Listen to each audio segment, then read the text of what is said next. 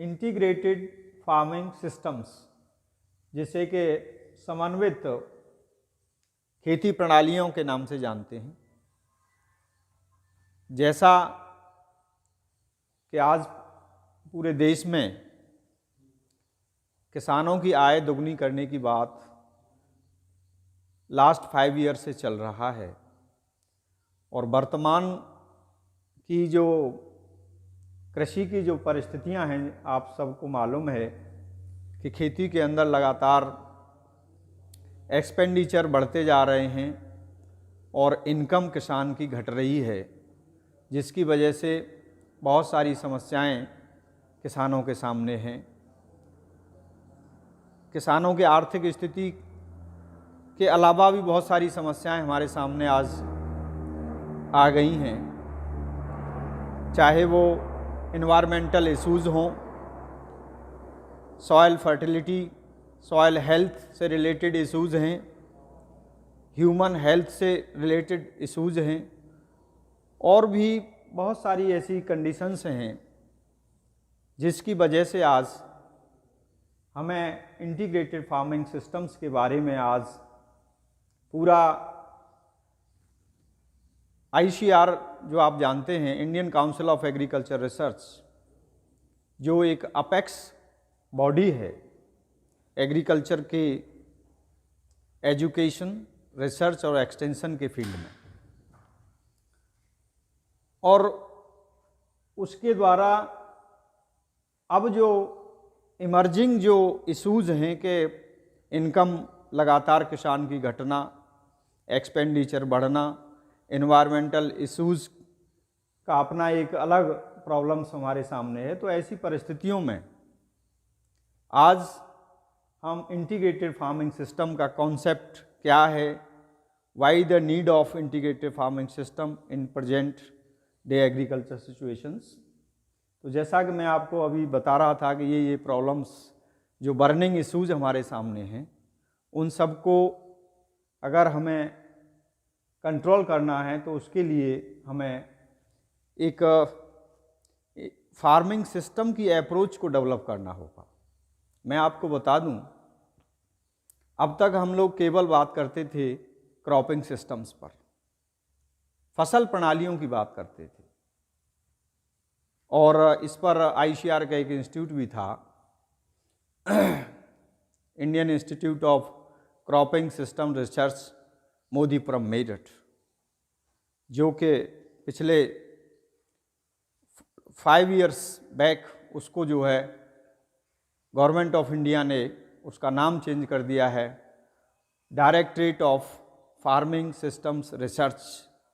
मोदीपुरम मेरठ। तो उनका फोकस यही है कि हम केवल क्रॉप के कंपोनेंट को न लेकर दूसरे जो अलाइड इंटरप्राइजेज हैं एग्रीकल्चर से रिलेटेड, उनको हम एक इंटीग्रेटेड फॉर्म में लेके चलें, समग्रता के रूप में लेके चलें, तभी हम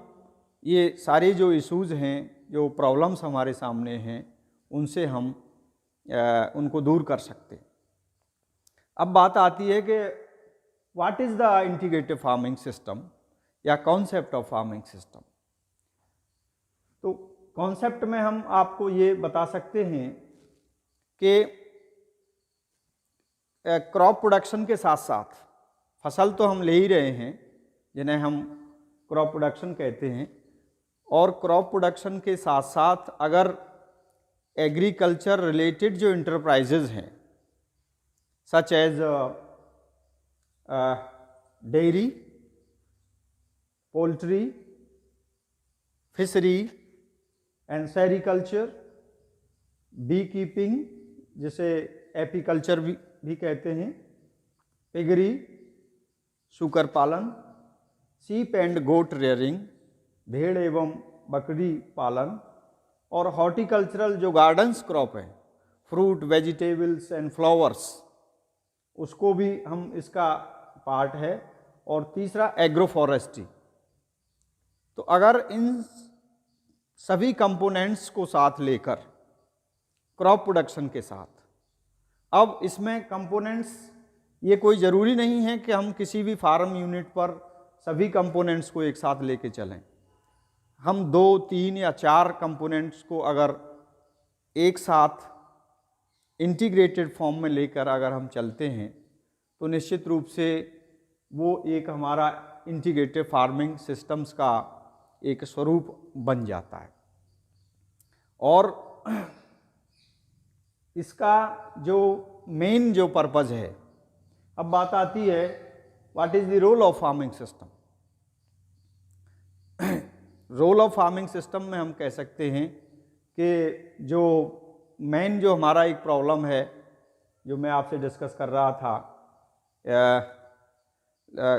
decreasing farm income. Decreasing farm income, इसको हम इस तरह से कोरिलेट कर सकते हैं कि मान लीजिए किसी फार्मर्स के पास 1 एकड़ लैंड है और वो उसमें जो हमारी जो ट्रेडिशनल जो क्रॉपिंग सिस्टम जो फॉलो कर रहा है, सच एज व्हीट है एंड मस्टर्ड है, दूसरे पल्स क्रॉप हैं या ऑयल सीड क्रॉप हैं, तो केवल एक कंपोनेंट को अगर हम लेके चल रहे हैं तो कहीं ना कहीं बहुत सारी दिक्कतें आ सकती हैं एक सिंगल कंपोनेंट्स को साथ लेकर, जिसमें क्लाइमेटिक इश्यूज़ हैं। कभी रेनफॉल बहुत इरेटिक हो गई या सूखा पड़ गया, या इंसेक्ट पेस्ट एंड डिजीज़ का इंसिडेंस अगर क्रॉप के अंतर्गत हो जाता है तो वहाँ एक सिंगल कंपोनेंट जो हम क्रॉप लेके चल रहे हैं तो वो कहीं ना कहीं उसका प्रोडक्शन डाउन होगा, और प्रोडक्शन डाउन होने से उसका इनकम भी जो है फार्मर्स की प्रभावित होगी। तो एक तो ये इशूज आ गए क्रॉप संबंधित। दूसरा इशू हमारा मार्केटिंग से संबंधित है। मार्केटिंग में फार्मर्स के पास बहुत ज़्यादा स्टोरेज करने की उसके पास कैपेसिटी नहीं है कि बहुत ज़्यादा लंबे समय तक अपनी उपज को वो अपने घर पर रोक सके। जैसे ही हमारा क्रॉप का मेन सीज़न आता है और फार्मर उसको जो लोकल मार्केट है वहाँ प्रोड्यूस को लेके सारे किसान पहुँचते हैं, तो हम देखते हैं कि फसली जो सीज़न है, हार्वेस्टिंग और थ्रेसिंग के बाद मार्केट में एक बहुत आवक बढ़ जाती है, जिसकी वजह से प्राइसेस डाउन हो जाते हैं। और प्राइस डाउन होने से आपको मालूम है डिमांड एंड सप्लाई, डिमांड कम है, सप्लाई बढ़ रही है, तो प्राइस का फ्लक्चुएशंस जो है होता है। और कभी कभी देखा है कि किसान बहुत उसकी लागत भी क्रॉप्स की नहीं निकल पाती है। तो उन चीज़ों से हमें बचने के लिए ये फार्मिंग सिस्टम्स, अगर हमने उसके साथ साथ 2 या 3 इंटरप्राइजेज और लिए होते तो उसका इनकम का जो एवेन्यू है या जो दूसरे जो रास्ते हैं वहाँ से भी हम इनकम जनरेट कर सकते हैं। तो आप कह सकते हैं कि अगर हम फार्मिंग सिस्टम कॉन्सेप्ट को अगर हम फॉलो करते हैं, इनमें से कोई भी 2 या 3 कंपोनेंट अगर साथ लेके चल रहे हैं और क्रॉप्स के साथ साथ, तो वहाँ पर हम इस तरह की समस्या को जो लोकल मार्केट में क्रिएट हो जाती हैं तो उनसे भी फार्मर्स को सपोर्ट मिलती है। दूसरा, जैसा कि हमारी जो नीड है फूड सिक्योरिटी की मैं आपसे बात करना चाह रहा हूँ कि फूड सिक्योरिटी यानी हर एक भारतीय को प्रॉपर भोजन मिलना चाहिए, बैलेंस उसको डाइट मिलना चाहिए। आज भी भारत में न्यू बॉर्न जो बेबीज़ हैं उनका जो बर्थ वेट है वो बिलो द स्टैंडर्ड है। बच्चों में कुपोषण की भी समस्या है क्योंकि अच्छा संतुलित भोजन नहीं मिल पाता है। तो हमारा यहाँ जो दूसरा जो बेनिफिट हो सकता है एक फार्मर की फैमिली के लिए कि अगर क्रॉप प्रोडक्शन के साथ साथ अगर उसने मान लीजिए अपने फार्म पर 20 मुर्गियाँ रखी हैं या सेरीकल्चर या फिशरी कर रहा है, तो अंडा भी है, दूध भी उसको प्रॉपर मिल रहा है, खाद्यान्न भी मिल रहा है, और इसके साथ साथ जो दूसरे जो प्रोडक्ट हैं जैसे बागवानी की मैं बात कर रहा था, फलदार वृक्ष भी अगर लगाए हैं, तो अपनी जो पारिवारिक जो नीड है उसकी फैमिली की जो नीड है लाइवलीहुड सिक्योरिटी की बात करते हैं, तो कम से कम उसका परिवार, उसके बच्चे इन सारी चीज़ों से इनको ग्रहण करेंगे और उनका हेल्थ भी जो है मेंटेन होगा। तो आप कह सकते हैं कि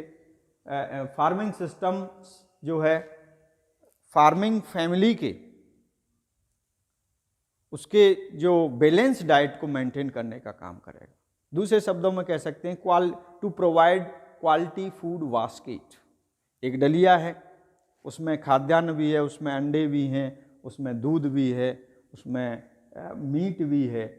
तो जो जिस तरह की उसकी फूडिंग हैबिट्स हैं वो सारी चीज़ उसको पारिवारिक नीड उसका पूरा हो जाएगा। तो आप इसका क्वालिटी फूड बास्केट की हम बात कर सकते हैं, फूड सिक्योरिटी की बात कर सकते हैं।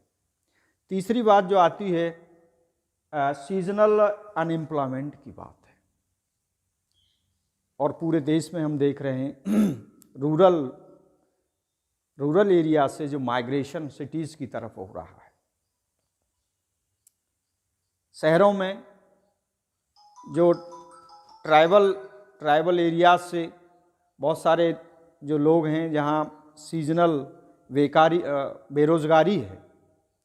काम नहीं मिल रहा है, खेती में कुछ नहीं हो रहा है, तो वो शहरों की तरफ आ रहे हैं। और शहरों में भी बहुत उनको प्रॉपर काम नहीं मिल पा रहा है, तो ऐसी दशा में पूरा का पूरा परिवार कहीं न कहीं वो गरीबी और भुखमरी की तरफ जो है वो प्रॉब्लम भी हमारे सामने है। तो अगर हमने इस तरह का मॉडल सारी सुविधाओं को प्रोवाइड करते हुए अगर हम एक सिंगल फार्म यूनिट पर इन सारी चीज़ों को अगर लेके चलते हैं, मान लीजिए हमने क्रॉप प्रोडक्शन भी लिया हुआ है, फॉर एग्ज़ाम्पल जैसे 1 एकड़ का किसी फार्मर पर फील्ड है, तो उसमें से हम लगभग जो है 50% एरिया क्रॉप प्रोडक्शन में दे दें, और उसके साथ साथ एक गाय और एक भैंस भी उस पर फार्मिंग सिस्टम मॉडल पर हम लेके चलें, और इसके साथ साथ खेत की बाउंड्रियों के चारों तरफ उसकी फेंसिंग के पर्पज़ से हम करौंदा लगा सकते हैं। करौंदा और नींबू की बाउंड्री उसको लगा दिया, और कुछ एरिया में हमने वाटर हार्वेस्टिंग पॉन्ड को क्रिएट किया। इस पर के राज्य सरकारें भी अनुदान किसानों को दे रही हैं। तो वाटर कलेक्शन पॉन्ड भी वहाँ पर बनाया जाए, और उसमें बारिश का जो पानी हमें मिल रहा है उसको कंजर्व किया जाए। उसके कई सारे फ़ायदे हमारे सामने। एक तो ग्राउंड वाटर रिचार्ज, जो आसपास जो पानी का अंडरग्राउंड जो लेवल लगातार नीचे जा रहा है वो भी रिचार्ज होगा। रेन वाटर को हम कलेक्ट करेंगे, और कलेक्ट किए हुए जो पॉन्ड बनाया हुआ है, पॉन्ड में हम मछली पालन, मत्स्य पालन, इसे फिशरी के नाम से हम जानते हैं, और इस पर गवर्नमेंट जो है काफ़ी सब्सिडी दे रही है। फार्मर्स इसमें आगे धीरे धीरे बढ़ रहे हैं, और तो इस तरह से हम fishery, crop production, horticulture crops को उसके खेत के चारों तरफ लगाकर एक बायो फेंसिंग के रूप में काम करें, और करौंदा से हमें कुछ अर्निंग भी होगा। नींबू है तो उसको भी हम अपने घर की ज़रूरतों को पूरा करें, और उसके बाद उसको मार्केट में सेल कर सकते हैं। इसके अलावा कुछ फ्रूट्स वाले भी पौधे हम लगा सकते हैं, और ये सारी चीज़ें जिस लोकेलिटी के लिए फार्मर्स को हम सजेस्ट करेंगे। मैं फार्मिंग सिस्टम मॉडल के बारे में बाद में अलग से क्लास होगा। पूरे देश के लिए जो एग्रो क्लाइमेटिक जोन्स हैं, एग्रो इकोलॉजिकल जोन्स हैं, उन सभी जोन्स के लिए कि फार्मर्स के लिए फार्मिंग सिस्टम मॉडल जो है डेवलप किए जा चुके हैं। सवाल हमारे फार्मर्स तक उसको एग्जीक्यूट करने का है, उसको प्रोत्साहन देने का है, उसे समझाने की बात है। तो मैं आपसे ये चर्चा कर रहा था रोल ऑफ फार्मिंग सिस्टम्स के रूप में कि जो सीजनल बेकारी है, बेरोज़गारी है, अनएम्प्लॉयमेंट की जो प्रॉब्लम है, तो वहाँ फार्मर्स अपनी फैमिली को भी, उनके सभी मेंबर्स को भी वर्ष भर काम रहेगा, क्योंकि इंटीग्रेटेड मल्टी इंटरप्राइजेज हम एक कंपोनेंट, अलग अलग कंपोनेंट को हम एक ही अपने फार्म एरिया पर लेके चलने का प्रयास कर रहे हैं। तो वहाँ हम फैमिली को भी काम मिलेगा और दूसरे फार्मर्स को भी हम जो है प्रॉपर काम दे सकते हैं। चौथा जो सबसे बड़ा इसमें जो बेनिफिट है, जैसा मैं कह रहा था कि मान लीजिए एक भैंस या एक गाय जो हम रख रहे हैं, तो उसका जो भी यूरिन और डंग जो निकलेगा, गोबर और मूत्र जो है, उसको हम कलेक्ट करके एक बायोगैस प्लांट के रूप में वहीं एक गोबर गैस प्लांट भी डेवलप करें, जिससे कि हमारे ईंधन की जो वो है बचत, रसोई के लिए और लाइट के लिए हमें गोबर गैस भी मिलेगा। दूसरा जो स्लरी और वो जो चीज़ निकलेंगी वो हम जीवांश पदार्थ के रूप में हम अपने फील्ड में उनको ले जाने का काम करेंगे। दूसरा, और ज़्यादा अगर हमारे पास गोबर या उस तरह का जो फसली अवशेष जो निकल रहा है, उससे हम वर्मी कंपोस्ट की भी एक यूनिट वहाँ पर लगा सकते हैं। वर्मी कंपोस्ट को हम अपने जो हॉर्टिकल्चरल, जैसे मैं बात कर रहा था, फलदार वृक्ष आप लगा सकते हैं, जैसे आपका बेल है, वेर है, पपीता है, केला है, ये ऐसे फ्रूट्स वाली प्लांट्स हैं कि मोर और लेस लगभग सभी जलवायु में और बहुत कम देखभाल में ये पौधे वहाँ पर हम लगा सकते हैं। तो अल्टीमेटली जो हम प्राकृतिक स्रोतों के संरक्षण की बात करते हैं, नेचुरल रिसोर्स कंजर्वेशन, मिट्टी की सॉइल फर्टिलिटी लगातार डिप्लीट होती चली जा रही है, तो वहाँ हम ये सारी चीज़ों को, फसल अवशेष प्रबंधन और एनिमल्स का यूरिन और डंग पूरा वेल डिकम्पोज्ड करने के बाद हम फील्ड में उनको ले जाएं, तो धीरे धीरे हम जीवांश खेती की जो अवधारणा इस समय बहुत तेज़ी से देश के अंदर बढ़ रही है और उसकी आवश्यकता भी है, क्योंकि रासायनिकों के प्रयोग से लगातार भूमि और पर्यावरण और जल स्रोत ये प्रदूषित होते जा रहे हैं और उनका अल्टीमेटली प्रभाव जो है हमारे ह्यूमन हेल्थ, एनिमल हेल्थ, सारी चीज़ों पर देखने को मिल रहा है। तो चौथा जो हमारा जो बेसिक कॉन्सेप्ट है, सॉइल हेल्थ को हम इससे बूस्ट अप कर सकते हैं। पांचवी जो बात है, अर्निंग, जो सबसे महत्वपूर्ण है कि अगर हम क्रॉप से ही अगर लेके चल रहे हैं सिंगल कंपोनेंट को, अगर उसके साथ हम 2 डेयरी, पोल्ट्री या डेयरी प्लस फिशरी और या इनमें से कोई भी 2 या 3 कंपोनेंट अगर हम क्रॉप प्रोडक्शन के साथ लेते हैं, तो निश्चित रूप से जो हमारे इनकम के जो स्रोत हैं वो बढ़ेंगे, और वो बढ़ेंगे तो एक फार्मर की जो फैमिली है उसका इकोनॉमिकल स्टेटस ऊपर उठेगा। जब उसका आर्थिक स्टेटस ऊपर होगा तो बच्चों की जो परिवार की जो पढ़ाई है या एजुकेशन की जो व्यवस्था है वो भी धीरे धीरे अपलिफ्टमेंट होगा। तो अल्टीमेटली इससे हमारा सोशल रिफॉर्म, सामाजिक जो उत्थान की बात कर रहे हैं कि सबका साथ और सबका विकास, कि हर उस व्यक्ति का अधिकार है देश के अंदर, हर एक को समृद्धि और खुशहाली होनी चाहिए सबके साथ। जो गैप बढ़ रहा है लगातार,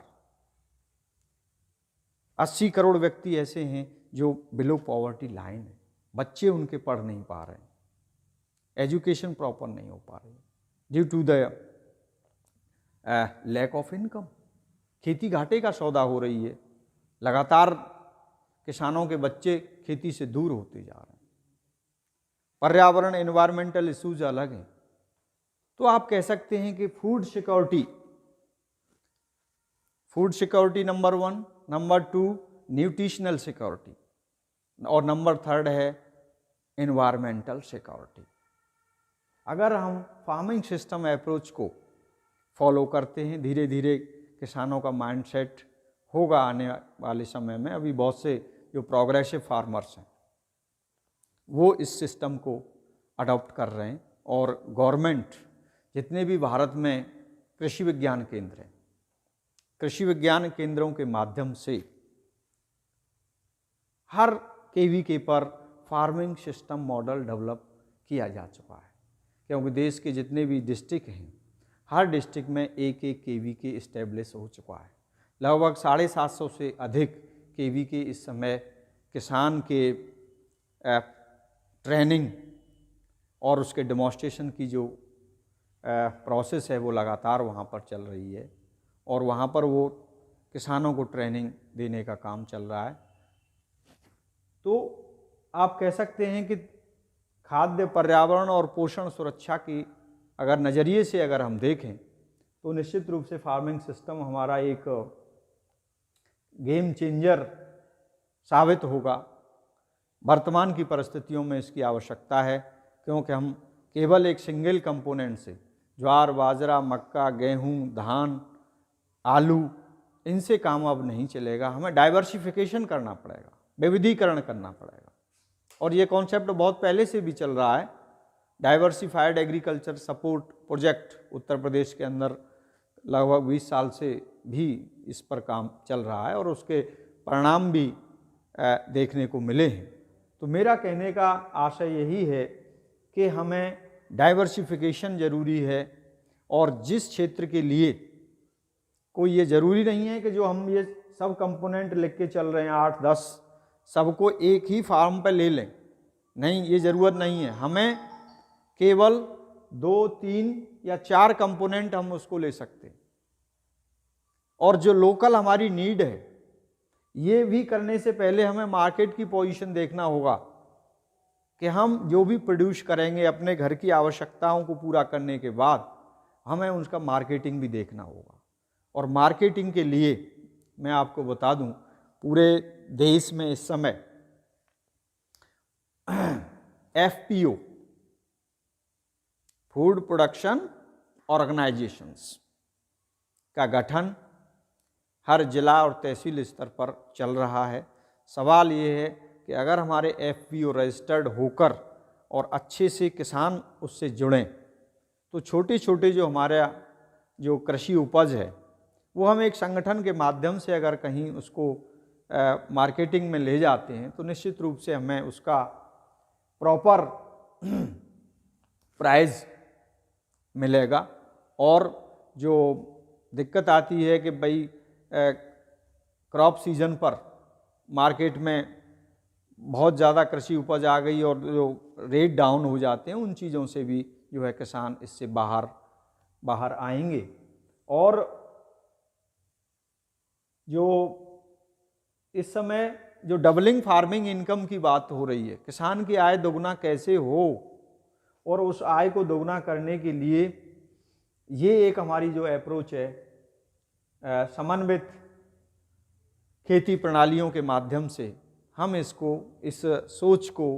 माइंडसेट को किसानों के बीच में हमें ले जाने का एक बहुत बड़ा काम अभी बाकी है। क्योंकि मैं अक्सर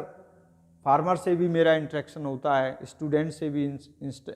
इंटरेक्शन हो रहा है और जो गवर्नमेंट के जो ऑफिशियल्स हैं उनसे भी बातें होती रहती हैं। और ट्रेनिंग भी IRI में मैंने इसका लिया था 2017 में, इंटीग्रेटेड फार्मिंग सिस्टम्स पर। तो वहाँ सारी चीज़ें यही सब निकल के आया था कि हमें किस तरह से पर्यावरण और किसान की अपनी जो एक मेजर प्रॉब्लम है, बच्चों की एजुकेशन की बात है, उसका हेल्थ की बात है, तो ओवरऑल सारे कंपोनेंट्स को हमें साथ लेकर अगर चलना है, मिट्टी, पानी, पर्यावरण सबको बचाना है, तो हम इंटीग्रेटिव फार्मिंग सिस्टम कॉन्सेप्ट को लेके आगे बढ़ सकते हैं। बहुत सारी समस्याओं का निदान हमें इसमें रोल ऑफ फार्मिंग सिस्टम्स में निश्चित रूप से मिलेगा। और अगला जो पॉइंट है कंपोनेंट्स ऑफ फार्मिंग सिस्टम्स, जैसा कि मैंने ये सब नोट किया है, आप देख सकते हैं, क्रॉप प्रोडक्शन, फसल उत्पादन, तो ये एक कंपोनेंट है फार्मिंग सिस्टम का। क्रॉप प्रोडक्शन के अंतर्गत जो हाउस होल्ड नीड है कि हमें सीरियल क्रॉप जो उस लोकल एरिया में हो सकती हैं, जो परिवार की जो आवश्यकता है उसको भी हम जैसे गेहूं है, जौ है, ज्वार है, बाजरा है, मक्का है, और धान वाला क्षेत्र है तो वहाँ हम राइस को भी, धान को भी ले सकते हैं। इसके अलावा दलहनी फसलें हैं दलहन फसलों को भी हमें अवश्य स्थान देना है, क्योंकि लगातार अगर खाद्यान्न वाली फसलों को अगर हम लेंगे तो उससे हमारी मिट्टी का भी स्वास्थ्य अच्छा नहीं होता है। दलहन फसलें मिट्टी का उद्धार करने वाली फसलें। क्यों? क्योंकि जितना भी जो बायोमास होता है, लीफ हैं, वो सब मैच्योरिटी के समय जो है ड्रॉप आउट हो जाती हैं सॉइल के अंदर, तो एक जीवांश कार्बन भी ऐड करती हैं। दूसरा एनवायरमेंटल नाइट्रोजन, क्योंकि इनको ऐसी प्रकृति ने ऐसा वरदान दलहन फसलों को दिया है कि उनकी जड़ों में जो नोड्यूल्स हैं, रूट नोड्यूल्स, उसमें राइजोबियम बैक्टीरिया, जो कि हमारे एनवायरनमेंट में फ्री जो नाइट्रोजन है, एलिमेंटल जो नाइट्रोजन है, ऑन एन एवरेज 78 से लेके 79% वायुमंडल में जो नाइट्रोजन है, उसको ये फसलें जो हैं मिट्टी में फिक्स करने का काम करती हैं। तो मिट्टी में जीवांश पदार्थ भी बढ़ा रही हैं, नाइट्रोजन की पूर्ति भी कर रही हैं, और हमारे भोजन का एक बहुत आवश्यक पार्ट है। प्रोटीन हर एक के लिए आवश्यकता है, नए बढ़ते हुए बच्चों के लिए प्रोटीन की आवश्यकता है। तो एक तो हमारा स्रोत है एनिमल प्रोटीन, दूसरा है प्लांट प्रोटीन। तो फार्मर या जो पुअर जो वो हैं हमारा किसान है, तो वो मीट और अंडा अभी उतना नहीं कर पा रहे हैं अपने भोजन में सम्मिलित, तो वहाँ पर हम दलहन फसलों को स्थान अपने फसल चक्र में अवश्य देना है। दूसरा, दलहन के बाद तिलहनी फसलें भी आवश्यकता है कि उसके तेल की जो आवश्यकता है वो हमें दलहन, तिलहन और खाद्यान्न, ये जो रोटेशन हमें फ्रेम अप करना है, वो अपने एक यूनिट पर उन सारी चीज़ों को भी हमें क्रॉप प्रोडक्शन के अंतर्गत लेना है। क्रॉप प्रोडक्शन या और क्रॉप रोटेशन को फॉलो करना है। क्रॉप डाइवर्सिफिकेशन, फसल विविधीकरण, फसल चक्र को बदलते रहें, तो उससे भी हम बहुत सारी जो समस्याएं खरपतवारों की हैं, कीटों की हैं, बीमारियों की हैं, और इरिगेशन में जैसे खाद्यान्न क्रॉप हैं, लगातार पानी की आवश्यकता है। अगर हम उनके स्थान पर ड्रॉट रेजिस्टेंट क्रॉप बाजरा क्रॉप है को ले सकते हैं, मेज़ को ले सकते हैं, सोरगम को ले सकते हैं, और स्मॉल मिलेट्स भी हैं। तो इस तरह से हम एक कंपोनेंट में एक कुछ पार्ट, लगभग 50% पार्ट हम क्रॉप प्रोडक्शन के अंतर्गत ले लें, अगर 1 एकड़ फार्म पर हम ये सब करके चल रहे हैं। दूसरा है हमारा डेयरी कंपोनेंट। डेयरी कंपोनेंट को भी हम सजेस्ट कर सकते हैं जितनी उसकी आवश्यकता है। हम तो मिनिमम एक यूनिट मान के चल रहे हैं कि अगर किसान के पास 1 एकड़ लैंड है तो उसके लिए मिनिमम 2 या 3 काव या बफेलो वो रख सकता है। तो कम से कम कुछ बच्चे और घर के पारिवारिक जो नीड है मिल्क का, वो पूरा होगा, और 10 से 15 या 20 लीटर दूध वो मार्केट में किसान उत्पादक संघ के माध्यम से उसको जो है ले जाएगा, तो वहाँ से उसकी अर्निंग शुरू हो जाएगी। दूसरा, जानवरों का जो वेस्ट है वो निकल के कहीं न कहीं हमारे मिट्टी के जो सुदृढ़ीकरण के लिए, फोर्टिफिकेशन के लिए, सॉइल इनरिचमेंट के लिए, जीवांश पदार्थ को बढ़ाने के लिए,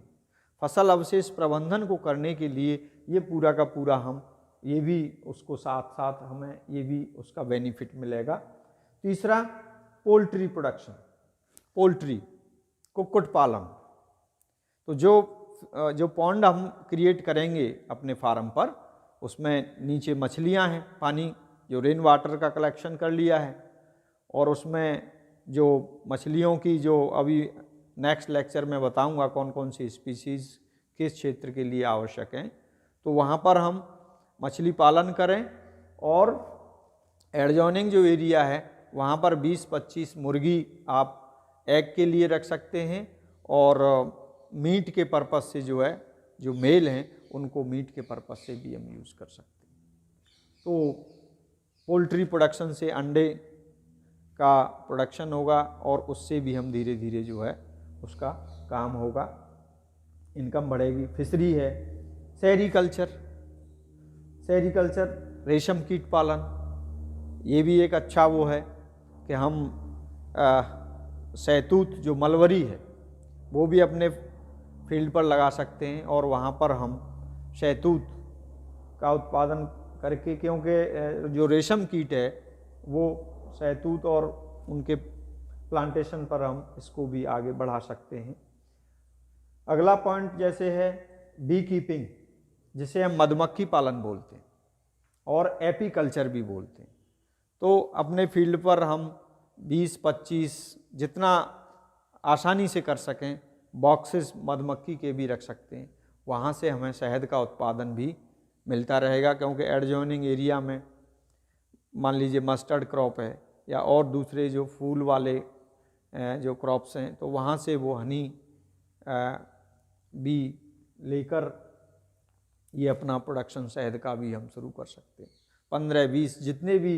धीरे धीरे हम उसको बॉक्सेस को बढ़ा सकते हैं।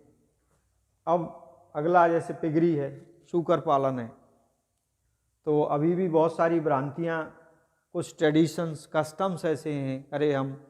सूकर पालन या वो है, लेकिन ऐसा नहीं है। बहुत अच्छी ब्रीड जो है आपके इज्जत नगर जो बरेली है वहाँ पर है, Indian veterinary research institute IVRI, और वहीं एवियन है, एवियन रिसर्च इंस्टीट्यूट पक्षी अनुसंधान केंद्र भी है, और वहाँ पर ये पिगरी का भी अच्छी ब्रीड और वो सब डोमेस्टिकेशन वहाँ पर भी इनका जो है अच्छा ब्रीड आप वहाँ से भी ले सकते हैं। दूसरा जो एरिड और सेमी एरिड जो क्षेत्र है मान लीजिए किसी फार्मर्स का, तो शीप एंड गोट रियरिंग, बकरी पालन, ये बहुत अच्छा व्यवसाय है, इसमें कोई दो राय नहीं है। और ICR ने CIRG Makhdoom Farah Mathura central institute for research on goat, ये जो है आपके आगरा और मथुरा के बीच में यमुना के पास एक बकरी अनुसंधान केंद्र भी भारत सरकार का अकेला अनुसंधान केंद्र है।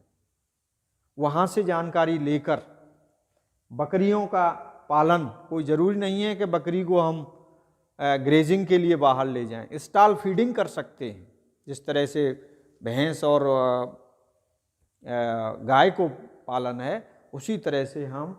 गोट का भी कर सकते हैं। तो कुछ गोट रख सकते हैं, या कुछ एरिया हमारा ऐसा है जो रिवाइंस हैं या उस तरह का कर सकते हैं, तो वहाँ पर हम भेड़ पालन भी कर सकते हैं। भेड़ को भी स्टॉल फीडिंग कर सकते हैं आप, तो दूध की डिमांड भी कर सकते हैं और इनसे एक अच्छा उत्पादन ले सकते हैं। तो फार्मर अपने फील्ड पर 10 से 15-20 गोट भी रख सकता है, और उनका भी यूरिन डंग सब मिलके हमारे फील्ड की जो मिट्टी के स्वास्थ्य को, जो उसको जो है उसके सुदृढ़ीकरण के लिए, जिसे फोर्टिफिकेशन कहते हैं, उसको मेंटेन कर सकते हैं। हॉर्टिकल्चर में आपका जो गार्डन क्रॉप्स हैं जो फ्रूट वाले हैं,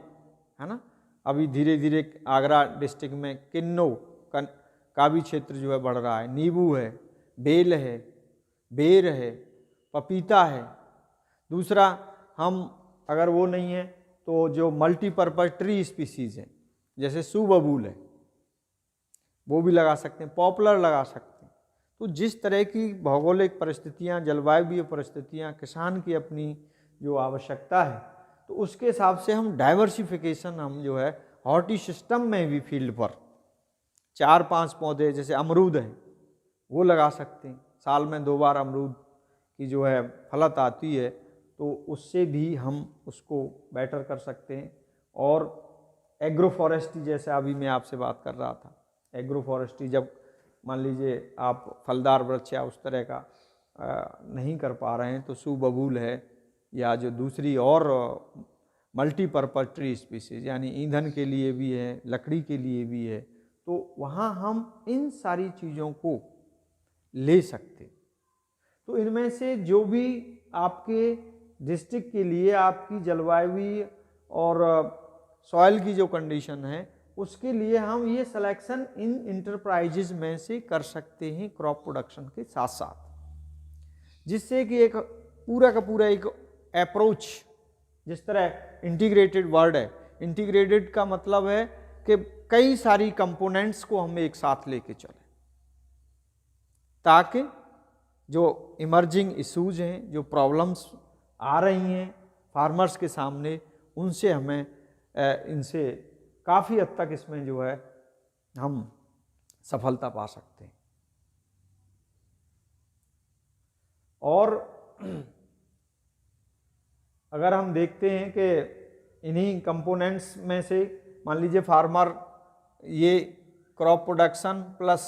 डेयरी प्लस पोल्ट्री और फिशरी, ये चार अगर हम कंपोनेंट लेते हैं तो एक एकड़ के फार्मर के लिए ये जो है पर्याप्त हो सकता है। दूसरा जो पॉन्ड तैयार करेंगे वो सारे स्पेसिफिकेशंस को देखते हुए हम कि उसमें रेन वाटर, जो बारिश का पानी है, उसको कंजर्व कर लेंगे, और उसको कंजर्व तो करेंगे ही, अगर और ज़रूरत है तो हम पानी और ग्राउंड वाटर से इसको जो है फिलअप करने की भी आवश्यकता हो सकती है। अगर मान लीजिए रेंज प्रॉपर नहीं हो रही हैं तो, और जो पानी अगर बारिश अच्छी हो गई है तो उसको हम कलेक्ट करके उसको बचाएंगे, और उस पानी से क्रॉप प्रोडक्शन में as a life saving irrigation, जीवन रक्षक सिंचाई के रूप में उस पानी का भी हम प्रयोग कर सकते हैं। दूसरा, आसपास की जो ज़मीन है वहाँ उसका ग्राउंड वाटर रिचार्ज को भी बढ़ा सकते हैं, और पानी को हम कलेक्ट कर लेंगे, और उसी पानी से डेयरी, पोल्ट्री और फिशरी, इन सब चीज़ों को लेकर हम एक कंपोनेंट के रूप में ले सकते हैं। और यही आज के समय की आवश्यकता है, क्योंकि कृषि एक बहुत ही चुनौतीपूर्ण सेक्टर इस समय हो गया है। लेकिन अगर हम अच्छी तरह से इन कॉन्सेप्ट को फॉलो करें तो निश्चित रूप से अभी भी जो गांव में और जो ग्रामीण जो आबादी है, जो लगभग 60% हमारी आबादी जो है वो गांव में निवास करती है, रूरल एरियाज़ में है, और ये जो आबादी है